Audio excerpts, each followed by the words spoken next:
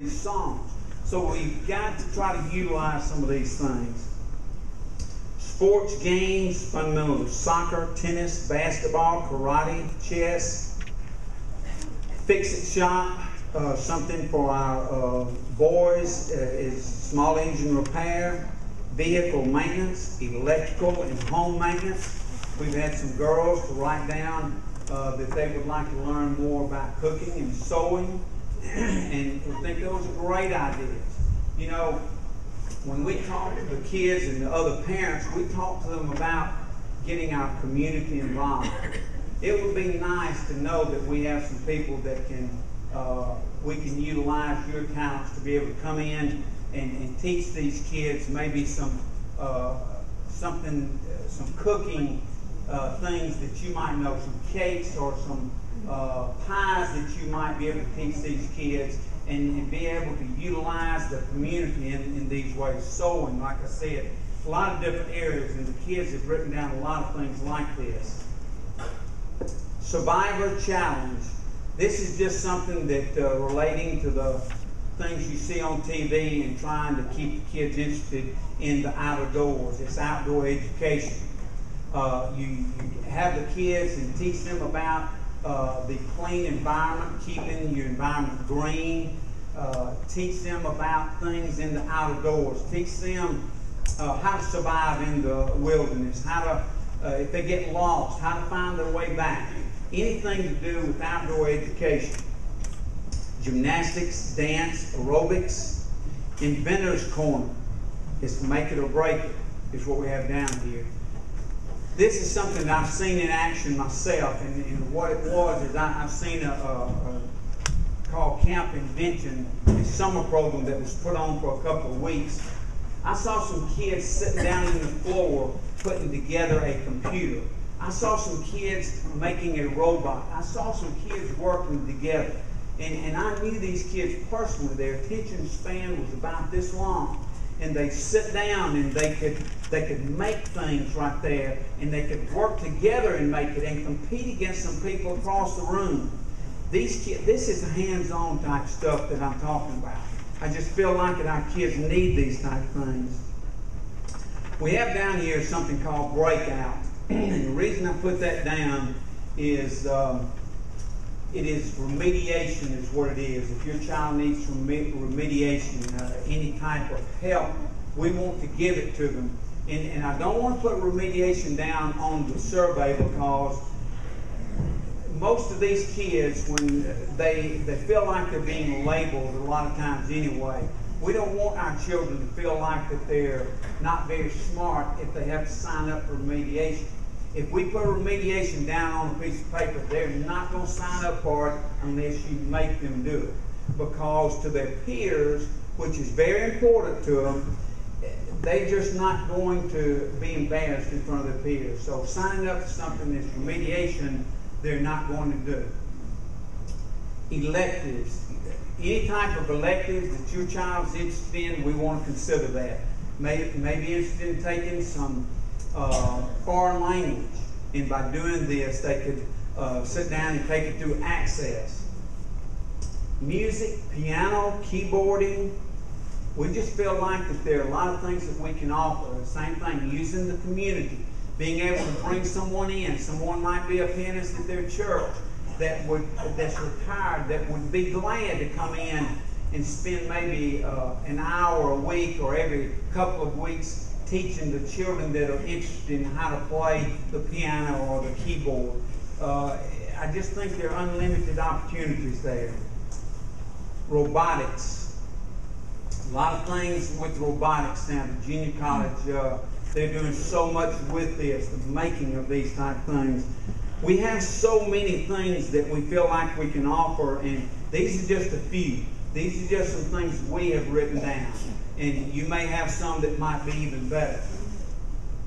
Now, I spent some time in Kentucky just learning a little bit about people that do this 4-day work week.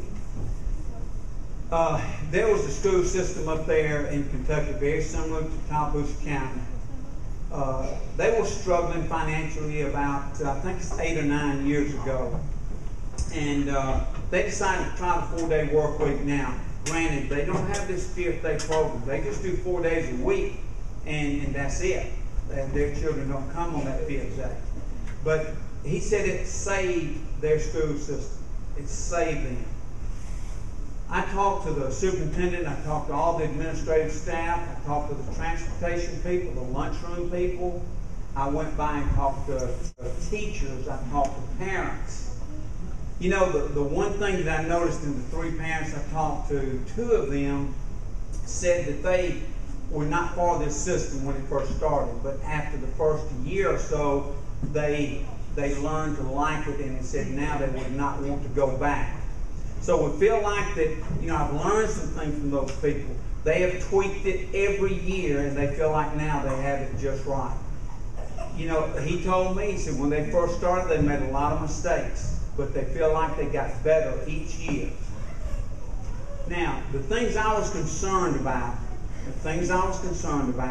is the day being lengthened a little bit.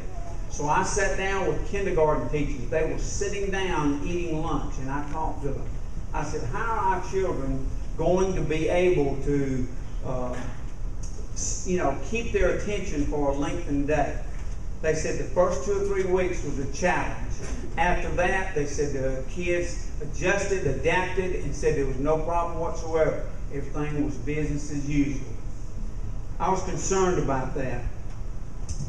Now, the things that are positive about it, things that I learned from them and other systems that have done it, that the academic achievement has been better in some areas and levelized in others, have been the same or better. I was concerned about that. I did not want to even look at something that might cause our academics to go down.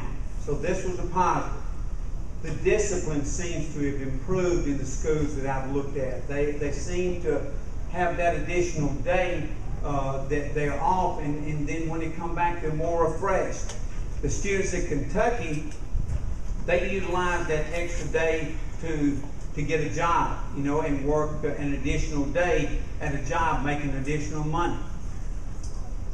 Student-teacher absenteeism was much better. We spend over $300,000 a year for substitutes for our employees in Tallapoosa County. We feel like that one day that we have set aside that they can take their children to the doctor during that time, that the students will have one day set aside that they can go to the doctor themselves. It will help with absenteeism. It did in these counties that I've checked on. We feel like it could help with the dropout rate. This is something we feel like because of the hands-on type teaching and learning there, we feel like it will help us with our dropout rate. The morale of the teachers and the kids was tremendous. They were just excited about it. Even when I went up there, it was like the 7th year of this program, they were still excited about it. They enjoyed it, they loved it, and they said they did not want to go back. We just feel like there are lots of opportunities. We feel like that we have an opportunity to give these kids something that we might not be able to offer in our regular 5-day program. And like I said, this is just a plan. It is not anything definite. We have just briefly mentioned this to our board and talked to them a little bit, not in detail. So we have not even got their approval, even if we get 100% approval from our students and our parents. So we have a long way to go on this thing. That's why I wanted to take our time, go through the process, and talk to people about this and let them know what we're looking at, and not all of a sudden try to shove this down your throat, because we're not going to do that. Absolutely not going to do that. So I hope that we've answered some questions.